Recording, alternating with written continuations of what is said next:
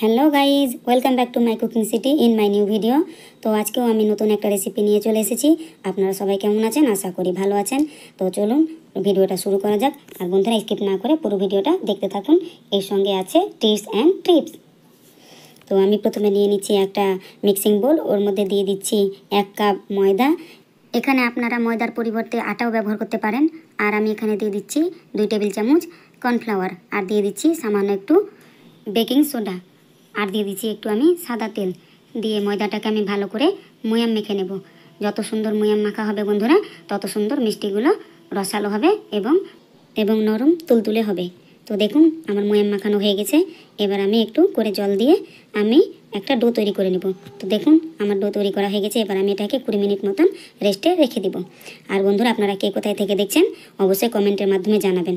এখানে আমি নিয়ে নিচ্ছি 1 বাটি চিনি এবং 1 বাটি জল দিয়ে আমি একটা সিরা তৈরি করব।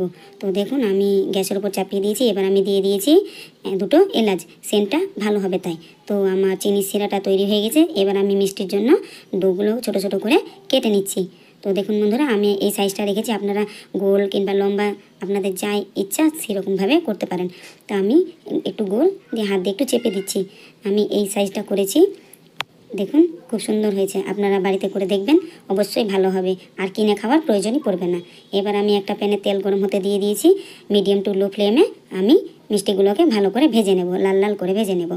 ছানা ছাড়া ছানা বড়া তৈরি হয়, বাড়িতে না করলে আপনারা বুঝতেই পারবেন না বন্ধুরা কত সুন্দর তৈরি হয়ে উঠেছে ছানা ছাড়া ছানা বড়া। তো দেখুন আমি লাল লাল করে ভেজে নিচ্ছি, আপনারাও এইভাবে ভাজবেন, অবশ্যই বাড়িতে ট্রাই করে দেখবেন এবং কমেন্টে জানাবার অনুরোধ রইল। তো দেখুন আমি কি সুন্দর লাল লাল করে ভেজে নিয়েছি। এই তো কত সুন্দর ফুলে উঠেছে মিষ্টিগুলো, রসে দেওয়ার পর আরও ফুলে উঠবে। আমার ভেজে নেওয়া হয়ে গেছে। তো দেখুন এবার আমি মিষ্টি সিরার মধ্যে মিষ্টিগুলোকে দিয়ে দিয়েছি। আধ ঘন্টা পর দেখুন কি সুন্দর রসালো নরম তুলতুলে হয়েছে, হাতে দেওয়া মাত্রই ভেঙে যাচ্ছে।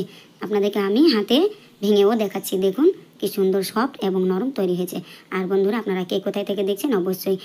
আর হ্যাঁ বন্ধুরা, আমার ভিডিওটা যদি আপনাদেরকে ভালো লেগে থাকে তাহলে বন্ধু এবং প্রিয়জনের কাছে শেয়ার করার অনুরোধ রইল। তাহলে আজকের মতন এখানে বিদায় নিচ্ছি। আবার অন্য কোনো ভিডিওর সঙ্গে অন্য কোনো রেসিপিতে দেখা হবে। টাটা।